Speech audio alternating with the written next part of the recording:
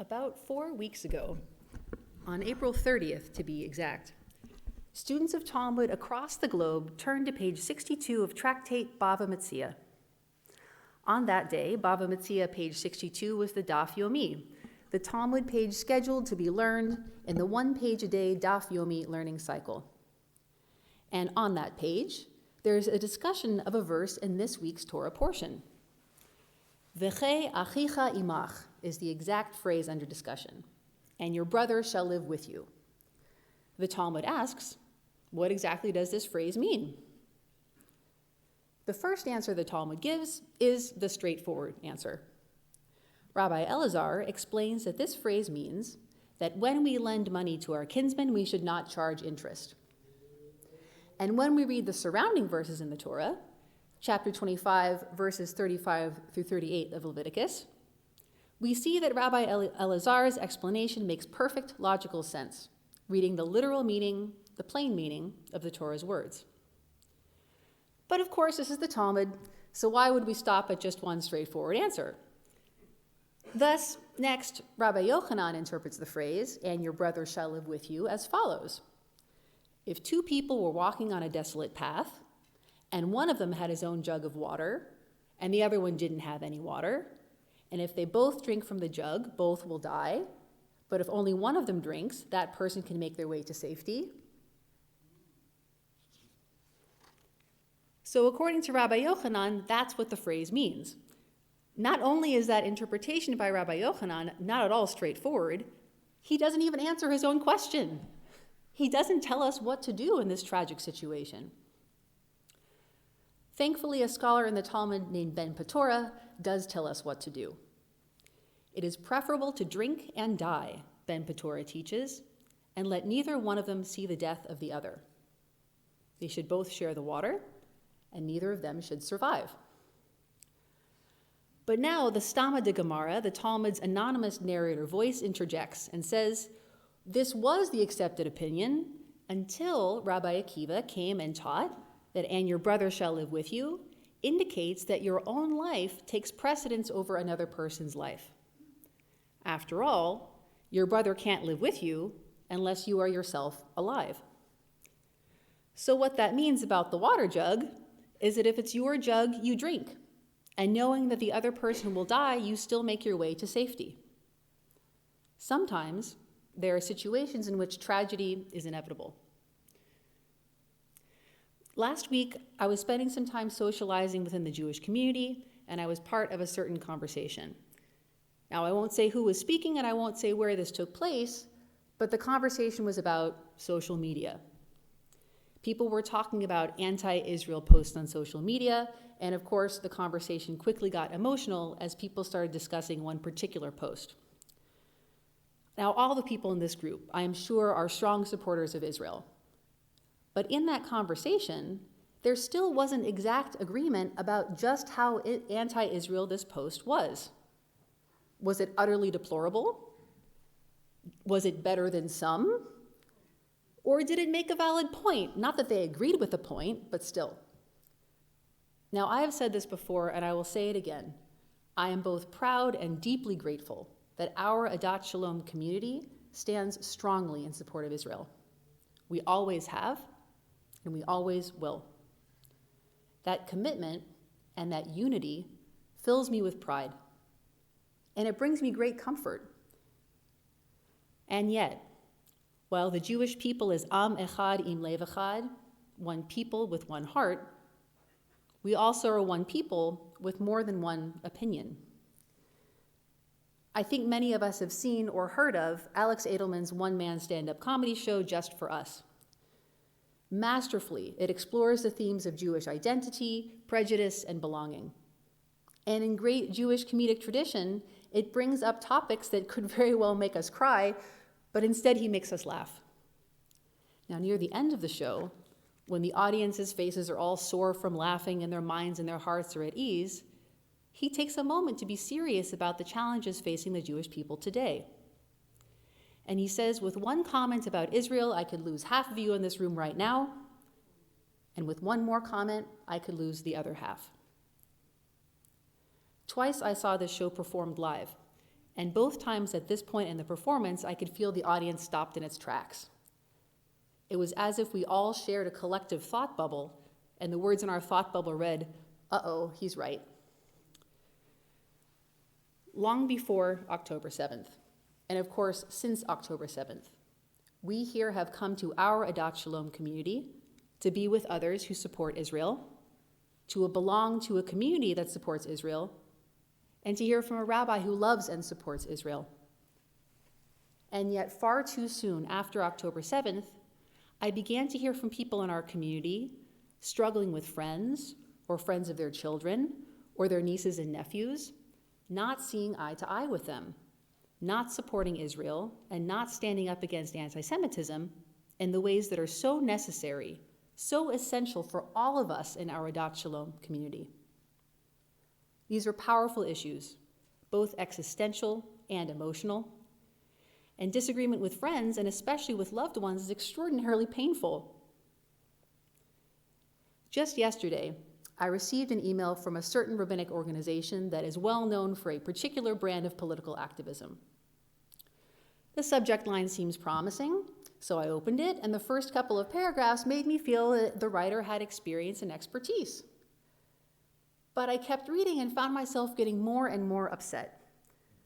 I found myself explaining to myself point by point exactly how I disagreed and exactly why the writer was in error. I'm not really sure why I kept reading, but I did. And as I read on, I found a link to an editorial published in the Jerusalem Post in early November of last year, less than a month after the October 7th terrorist attacks. The article is an opinion piece, and it's titled "No Longer Part of Us." Its language is quite harsh, and I won't quote it here.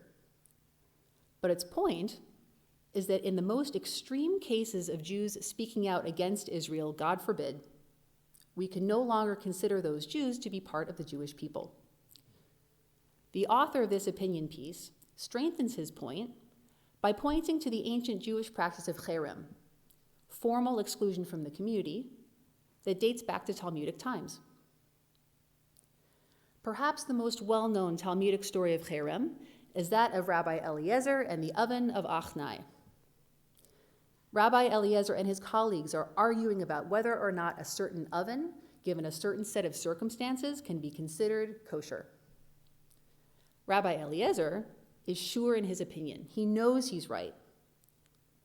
But the problem is, no one agrees with him.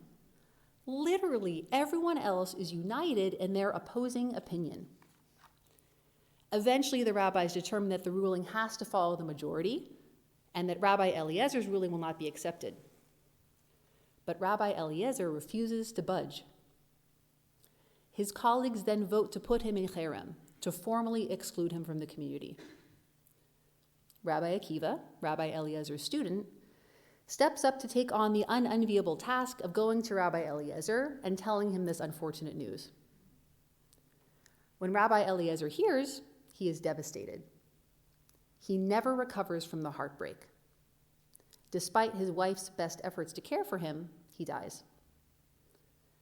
So now, back to the Talmudic story where we started, the story connected to this week's parashah.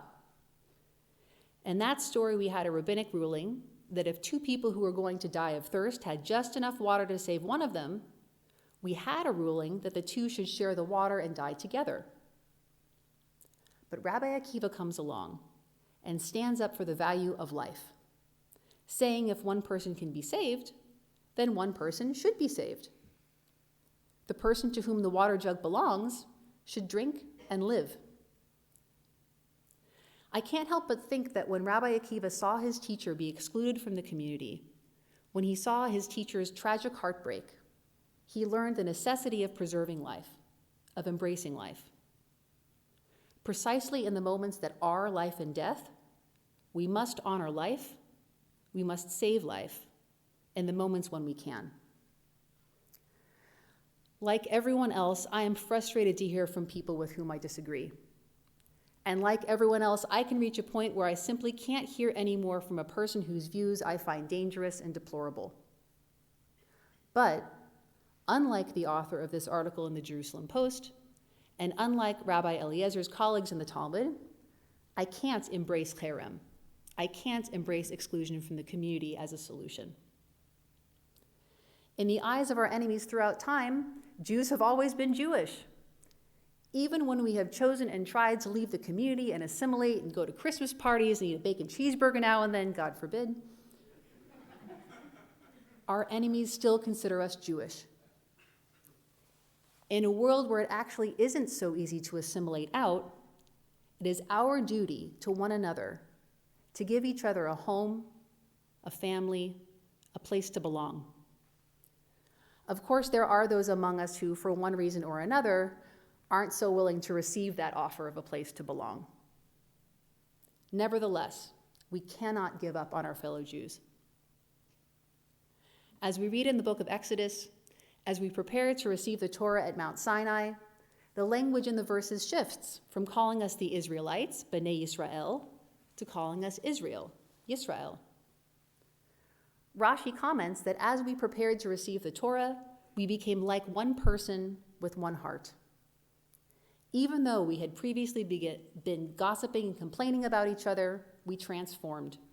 We became Ka'ish echad im lev echad. We became one person, one nation, with one heart. Am echad im lev echad. So what we do now, in our time, in this moment, is continue to build our Jewish community, continue to support the state of Israel, and continue to connect to our Jewish family. All of us know people who have come back to Jewish community, who have chosen for the first time to connect to their Jewish community, who have increased their support of Israel and their learning about Israel since October 7th. We must continue to attract and welcome, educate, and inspire our fellow Jews who truly do love Israel, yet in the past have not been so engaged. We must bring them in, teach them, and give them opportunities to become pro-Israel leaders and activists in our communities. Now, for those who do not see eye to eye with us, for those who don't agree with us, the situation is undoubtedly more difficult. This situation can remind us of our story in the Talmud, in which there is only enough water for one person to survive, in which there is desperation and penalty of death. In the most extreme cases, this might be true, but at least in some other cases, it may not be that way. There may be room to find common ground, to build some shared understanding, not about the most hot button and volatile issues, but instead about things that are more gentle. A beautiful Shabbat table, a freshly baked challah, the company of family and friends. We can be together and we can be Jewish. This is not to oversimplify. It is to reach the essence of what it means to be one people with one heart. As we continue through this Shabbat and into our new week ahead, here are two things to take with us. The first, Jewish togetherness. Whether you're playing Jewish geography with a new friend, walking into a kosher bakery or grocery store, or ordering your summer 2024 camp t-shirt, take time to notice and appreciate the times that we as Jews can be together. And the second, tikva, hope. We must remember the people we have met and continue to meet who have found inspiration to learn about Israel, to advocate for Israel, and to join a Jewish community and support the Jewish people.